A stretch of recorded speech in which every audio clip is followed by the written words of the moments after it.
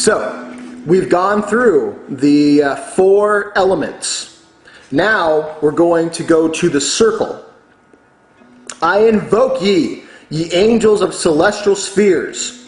These are planetary spheres. These are the spheres of Uranus, of Neptune, the zodiac, of Saturn, Jupiter, Mars, the Sun, Venus, Mercury, the Moon, and the planetary Earth.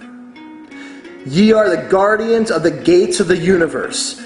Be ye also the guardians of this mystic sphere. Keep far removed the evil and the unbalanced. Strengthen and inspire me so that I may preserve unsullied this abode of the mysteries of the eternal gods. Let my sphere be pure and holy so that I may enter in and become a partaker in the secrets of the light divine.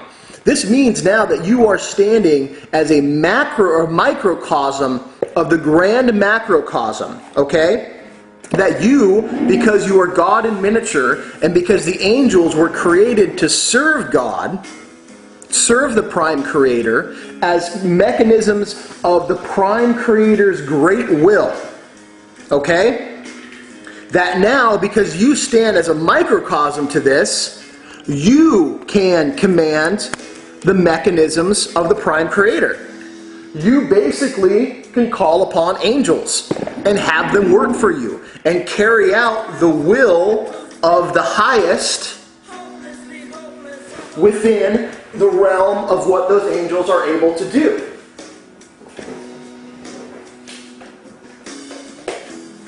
That's a powerful realization that suddenly you can command the works and the actions of these celestial mechanisms known as angels.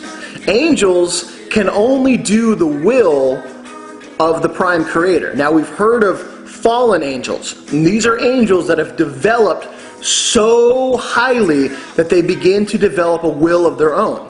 And there is some issues with fallen angels, but the majority of them, and even the ones that are a little iffy, except for a couple of them, which I'm pretty sure you only know one, which would be Lucifer, who would even be said that his programming led him to be who he is. So that may not necessarily be 100% his fault.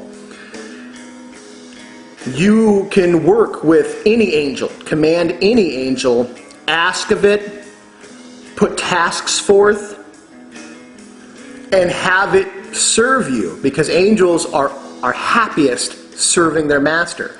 And they will serve you only as you are a microcosm to the grand macrocosm. Your sphere of influence is your aura. It is the thing that is always around you. You can draw a circle, and that helps you focus that, but your circle is always around you. Your sphere is always around you. Whatever you put in your sphere begins to reharmonize your energetic aura.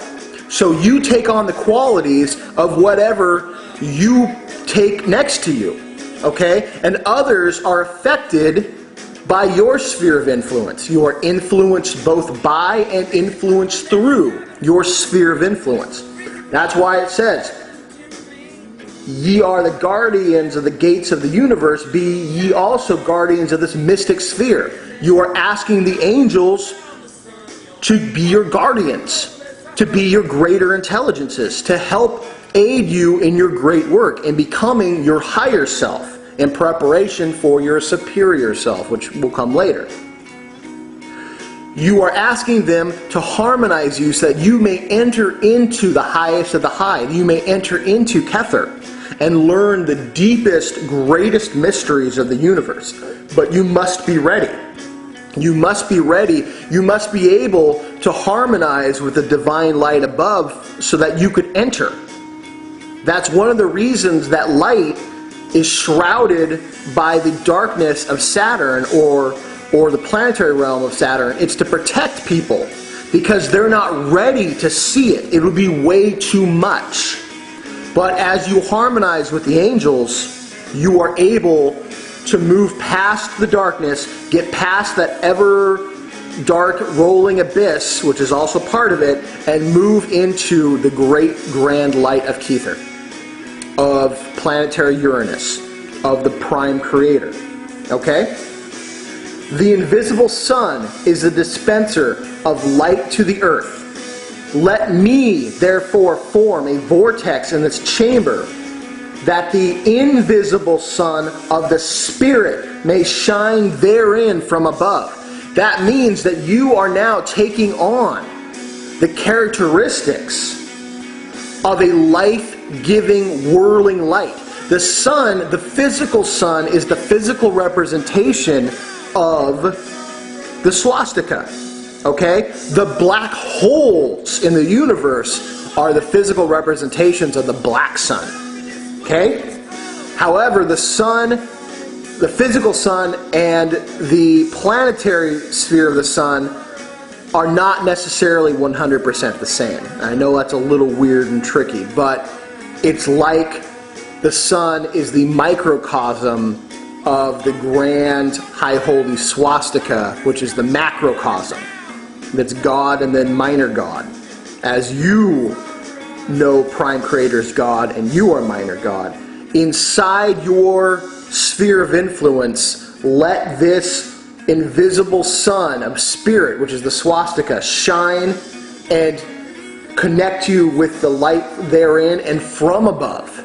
So the divine light descends upon you, and it whirls inside your own minor sun, which is your own personal swastika. Deeper concepts, but as you begin to work with this particular passage, I think you'll see what I'm talking about. Holy art thou, Lord of the universe. That's obvious.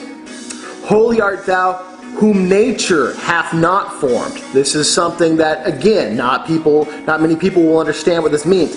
This means that if the prime creator were ever to be shaped and formed in his true form, no one could ever truly look at it because it would be too much. But also, the great dark lord of physicality, a true tyrant and taskmaster, to whom the devil card is attributed, although who is not the devil, because this being is far worse than anything in the mind of Christendom.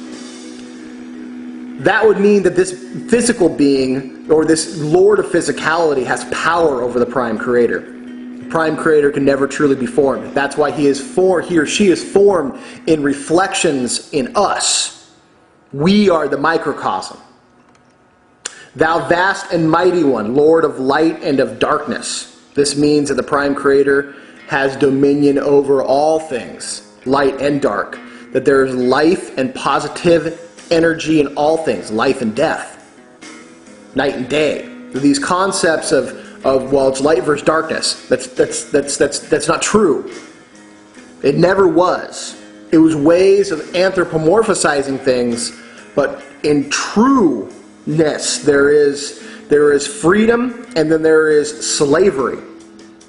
And you choose which one you want to be a part of. You choose if you're going to be a liberating force or a force of tyranny and terror. Your choice. The Illuminati have picked theirs. I've picked mine. You just need to pick what side of the fence you're going to be on.